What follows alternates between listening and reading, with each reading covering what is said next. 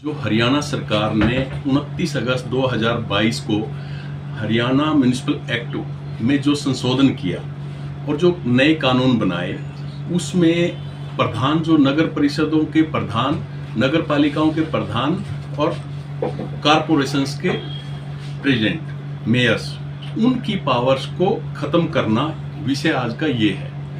और जिस तरीके से मनमाने तरीके से हरियाणा सरकार ने बिना विधानसभा में चर्चा करवाए ये ऐसा जो तुगलकी फरमान जारी किया, उससे चुने हुए जो नुमाइंदे हैं, जनप्रतिनिधि हैं, जो चेयरमैन, उनकी शक्तियों को और उनकी इच्छाओं पे पानी फेरना है। और जो कर्मचारी हैं, जो अधिकारी हैं, उनको करोड़ों रुपए, अरबों रुपए की वित्तीय शक्तियां देकर और उनकी पावर्स को छीन के चुने हुए नुमाइंदों के ऊपर कुठाराघात किया है। और जो लोग, लाखों लोगों ने जिन्होंने चुन के भेजा उनको, उनकी उम्मीदों पे पानी फेरा है। तो साफ सी बात है कि हरियाणा सरकार की मंशा इस बात से पता लगती है कि वो तानाशाही रवैये से चुने हुए नुमाइंदों को, उनको खत्म करना, उनकी शक्तियों को खत्म करना और तानाशाही रवैये से उनकी जो शक्तियां हैं, जो सेक्रेटरीज हैं, ईओ को वित्तीय पावर्स देकर, उनके ऊपर कोई चेक तो है नहीं किसी का, कोई चेक करे, उनको ये कुठाराघात, जनता की मंशा पे कुठाराघात किया है।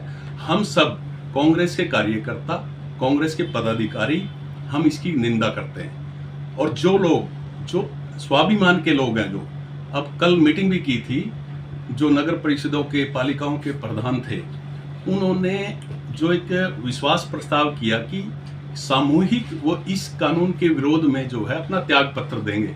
हम सब उनके साथ हैं, कांग्रेस के कार्यकर्ता, हम सब उनके साथ हैं। जो लड़ाई जिस भी हद तक लड़नी पड़ेगी, हम उनके साथ रहेंगे। दूसरा, सरकार की मंशा भ्रष्टाचार को बढ़ावा देने की है। आप देख ही रहे हैं कि विधायकों को, उनके पुत्रों को 40-40, 50-50 लाख रुपए की रिश्वत देके जिस तरीके से जो ये उजागर हो रहे हैं मामले, हम सब जानते हैं। और जो कानून बनाए सरकार ने, या तो सड़कों के, कॉलेजों के, शहरों के नाम बदलती आई, आज तक नया काम कोई नहीं किया। अभी यहाँ कैथल में भगवान परशुराम कॉलेज था, सुरजेवाला जी ने उसकी आधारशिला रखी थी, उसका नाम बदल दिया, भगवान परशुराम पॉलिटेक्निकल कॉलेज से हटा के उसका नाम बदल दिया।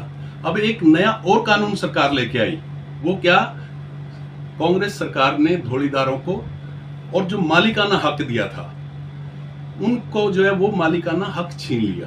पहले की सरकार में, कांग्रेस सरकार में वो कानून बनाया था और कुछ लोगों ने उसका फायदा मिला भी, जो पहले ले पाए जो फायदा, मैंने खुद करवाए हैं कुछ लोगों के, उनको मालिकाना हक दिलवाया। बट वो कांग्रेस सरकार, इस सरकार ने उस फैसले को भी बदल दिया। भारद्वाज जी, जो क्या सिर्फ विपक्ष ही इस बात से खपा है जो कि शक्तियों का विकेंद्रीकरण किया गया है चेयरमैन की का, लेकिन इसके साथ साथ बीजेपी के खुद जो नुमाइंदे हैं, जनप्रतिनिधि हैं, वो भी इसके विरोध में खड़े हैं। इसके बारे में क्या कहना चाहिए? कोई किसी भी दल से हो, मैंने अभी बताया कि जींद में मीटिंग की और उसमें सामूहिक जो है त्याग पत्र देने का प्रस्ताव पास किया उन्होंने। जो स्वाभिमान के लोग होंगे वो इस मुद्दे को सड़कों तक लेके आएंगे और मुख्यमंत्री को मजबूर कर देंगे कि ये कानून जो है, जो कानून लेके आई सरकार, इसको वापिस ले। मैं मानता हूं कि ये विधायकों से और मंत्रियों की जो सह पे ऐसा कानून बनाया गया, क्योंकि उनकी पावर्स कम कर दी गई थी। उनकी लोग इन जनप्रतिनिधियों की तरफ देखने लग गए थे। जनप्रतिनिधियों का ज्यादा विश्वास बढ़ गया था लोगों पे, इन जो चुने हुए नुमाइंदे हैं, और उनकी तरफ ध्यान कम हो गया था। इसलिए सरकार ने सोची समझी चाल है कि सरकार कह रही है कि इससे पारदर्शिता बढ़ेगी। मैं कहता हूं कि भ्रष्टाचार इससे बढ़ेगा। भ्रष्टाचार बढ़ेगा क्योंकि किसी जनप्रतिनिधि का तो कोई चेक रहा नहीं। जब ये कानून शुरू से, हरियाणा म्यूनिसिपल एक्ट 1973 में जो प्रावधान दिए गए थे और इन्होंने एकदम से बदल दिए, और कोई भी जब कानून बनाया जाता है या संशोधन किया जाता है, उसके ऊपर विधानसभा में चर्चा होती है। ऐसी कोई चर्चा नहीं करवाई सरकार ने, बिना कोई चर्चा के, बहस के ऐसे कानून, तुगलकी फरमान जो है वो जारी कर दिए। भारद्वाज जी, जो मौजूदा पार्षद हैं, जो अभी अभी नए चुन के आए हैं, उनके दिलों पर क्या गुजर रही है, उनके बारे में क्या कहना चाहेंगे? वो तो आप देख ही रहे हो, पार्षद मोहनलाल जी शर्मा जी बैठे हैं, मैडम हैं, पार्षद हैं, मौजूदा पार्षद हैं। जी। और जब जींद में पूरे चाहे कोई किसी से भी दल से हो, सारे जो है जो चेयरमैन जो प्रधान जो है जींद में इकट्ठा हुए और सामूहिक जो है उन्होंने त्याग पत्र देने की घोषणा करी।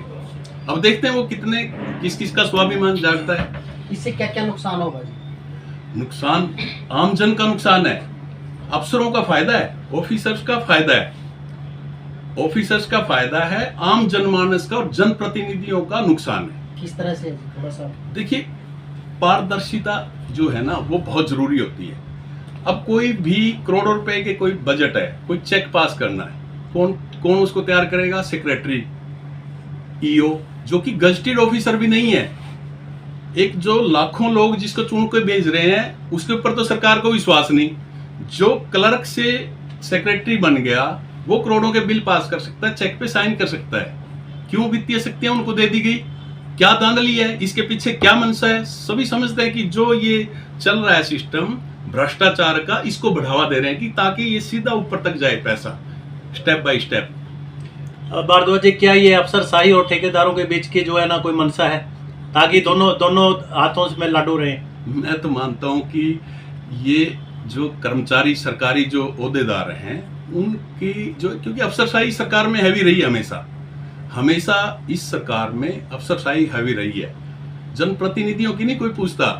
जनप्रतिनिधि अब जो चुन के आए हैं, कितनी उम्मीदों पे उनकी पानी फिरा है। जो चेयरमैन जो बने पूरे हरियाणा में जी, अब उनकी तो उम्मीदों पे पानी फेर दिया। उनको क्या तोहफा दिया? उनके ऊपर पूछो ना, कि आप जाके पूछना उनके ऊपर क्या बीती हुई है। तब से बैठे रहेंगे वो सफेद हाथी की तरह। हाँ ठीक है, उनको ऑफिस है, कभी ना कभी वो भी छीन लेंगे। ऑफिस है, चेयर है, वो भी इस तरीके से कोई कहीं खुड्डा लाइन बैठा देंगे, कहीं कोई क्लर्क या जो जहाँ पे कोई बाबू बैठता है वहां बैठा देंगे उनको। लेकिन अभी कोई उनको चेयरमैन तो अपनी चेयर खरीदने के लिए, पैसे के लिए भी उनको हाथ जोड़ने पड़ेंगे। आप देखना क्या होगा, क्या हसर होगा इस कानून का। लेकिन अभी चेयरमैन कोई सड़कों पर खुल के सामने नहीं आ रहे, क्या उनको भी डर है तानाशाही का? उनका जो है ना स्वाभिमान